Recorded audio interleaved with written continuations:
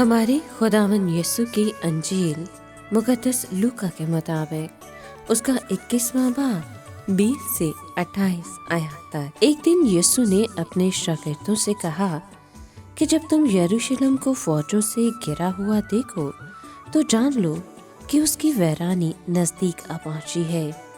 तब वो जो यहूदिया में हों पहाड़ों पर भाग जाएं, और वो जो उसके अंदर हों बाहर निकल जाएं, और वो जो मुफस्सलात में हों उसके अंदर ना जाएं, क्योंकि वो दिन इंतकाम के हैं जिनमें जो कुछ लिखा है पूरा होगा। उन पर अफसोस जो उन दिनों में हामला या दूध पिलाती हों, क्योंकि मुल्क में बड़ी तंगी और इस कौम पर गज़ब होगा, और वो तलवार की धार से गिर जाएंगे और असीर होकर सब कौमों में पहुंचाए जाएंगे। और जब तक गैर कौमों की मयाद ना गुजरे यरूशलेम गैर कौमों से पामाल होता रहेगा। तब सूरज और चांद और सितारों में निशान जाहिर होंगे और ज़मीन पर कौमों को अज़ियत पहुँचेगी, क्योंकि वो समुंदर और उसकी लहरों के शोर से घबरा जाएंगी और डर के मारे और इस इंतज़ार में कि ज़मीन पर क्या वाक़ई होगा। आदमियों की जान में जान ना रहेगी, इसलिए कि आसमान की कुव्वतें हिलाई जाएंगी। और तब वो इब्ने इंसान को बादल में बड़ी कुदरत और जलाल के साथ आता देखेंगे। जब ये बातें होने लगें तो नज़र उठाकर सर बुलंद करो, इसलिए कि तुम्हारी मखलसी करीब है। पाकलाम के पढ़े और सुने जाने पर खुदावन की बरकत हो, खुदा का शुक्र हो।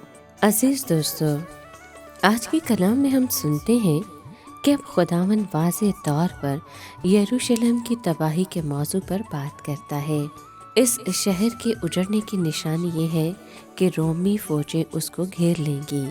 कि फिर जब तुम यरूशलेम को फौजों से गिरा हुआ देखो तो जान लेना कि उसका उजड़ जाना नज़दीक है। ये यरूशलेम की बर्बादी का हतमी निशान था और इस निशान को देखते ही उनको भागना था। शहर को इसीलिए सज़ा मिलने वाली थी कि उसने इब्ने आदम को रद्द कर दिया था।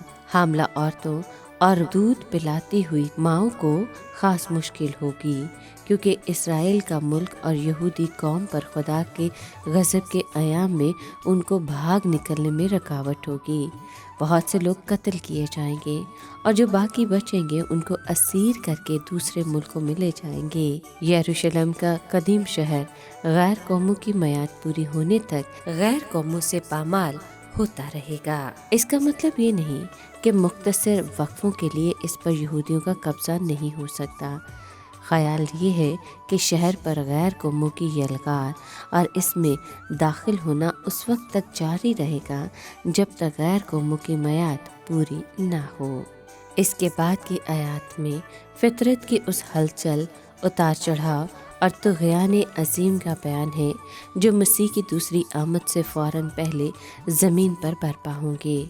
सूरज और चांद और सितारों में ज़बरदस्त हलचल होगी जो ज़मीन से नज़र आएगी। अजराम फ़ल्क अपने अपने मदार से हट जाएंगे। मुमकिन है कि इससे ज़मीन अपने महवर से हट जाए।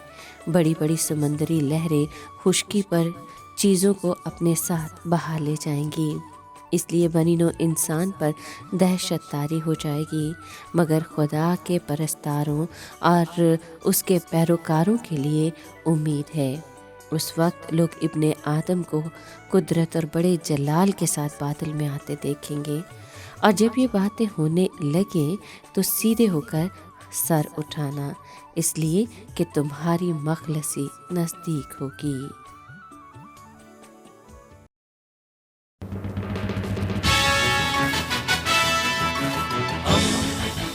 दोस्ती का पैगंबर रेडियो वेरितास एशिया।